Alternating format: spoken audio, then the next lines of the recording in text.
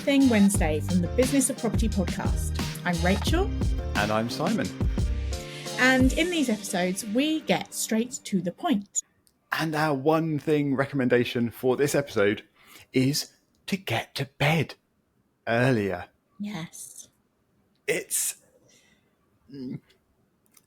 I think, more important than most of us want to accept these days to get enough sleep. Hardly any of us do get enough sleep to really be at our best. The amount of sleep that each of us needs does vary from person to person, but for an adult, it's probably around 8 hours. You might need to experiment a bit to find what is actually best for you and what works well.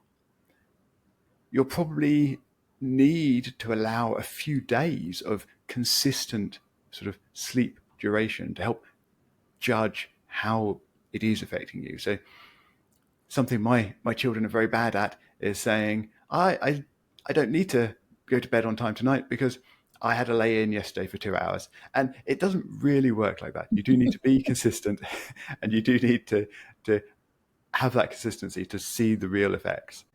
Going to bed earlier also isn't always the perfect solution to actually getting more sleep, because it might be the case you struggle with sleep quality or perhaps being able to get to sleep at all. And that of course does matter.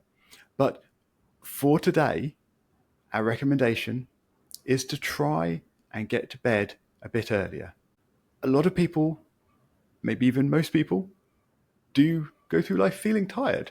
So hopefully just an extra 15 minutes, or maybe even pushing it to an extra 30 minutes earlier that you get into bed, you should be able to get to sleep, and you should be able to feel the benefit from that.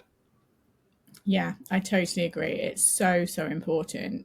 So what do you suggest, Simon? What should we be doing to get to bed earlier? Well, evenings are always a difficult schedule, especially if you've got a family and a busy home life. So I recommend that you put a little bit of effort into planning your evenings.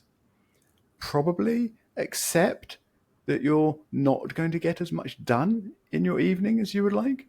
You probably won't make it as far through your to-do list. If you like to watch TV or read just before bed, then allow for needing to start that earlier.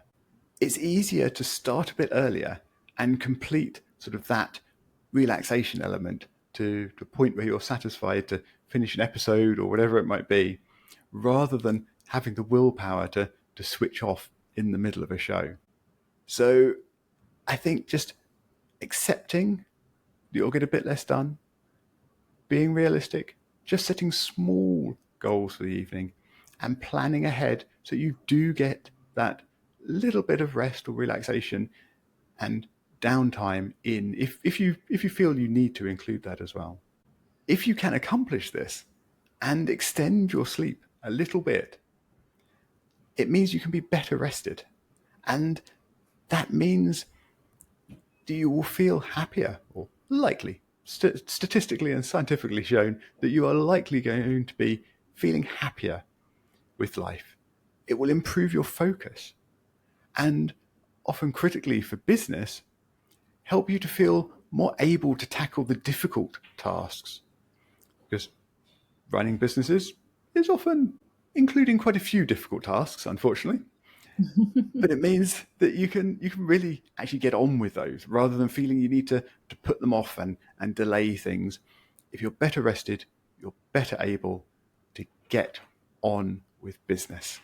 Yes, so this is definitely something I personally need to focus on. The last few years, I had my son 4 years ago, and I would say in 4 years I haven't really slept well, and that's nothing on him.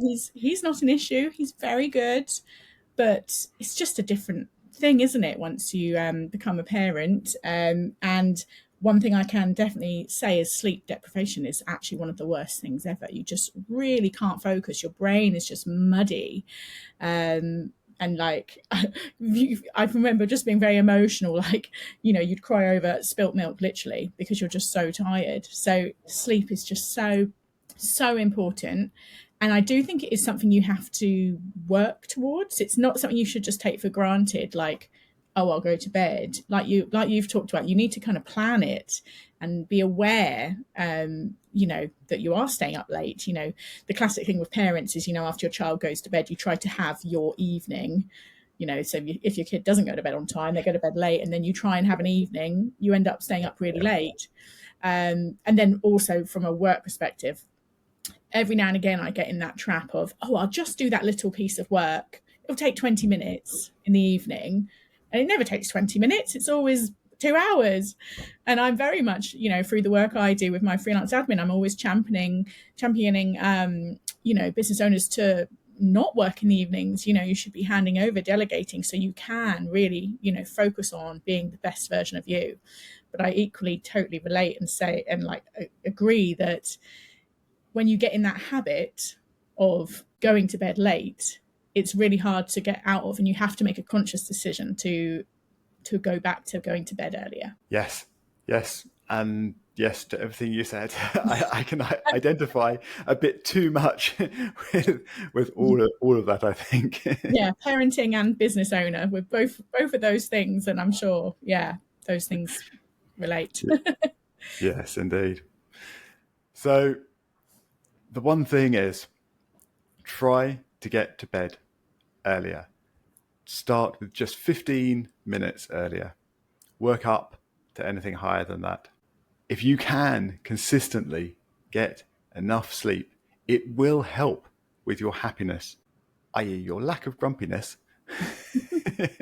and your focus and your general health. Yes, definitely. Well, I will be taking this one very seriously and trying this out. So we also would love to hear from you, the audience. We'd love to hear your improvement stories. So if you are trying these tips that we're giving out, we'd love to hear from you. You can email us on show@thebusinessofproperty.com. Until next time.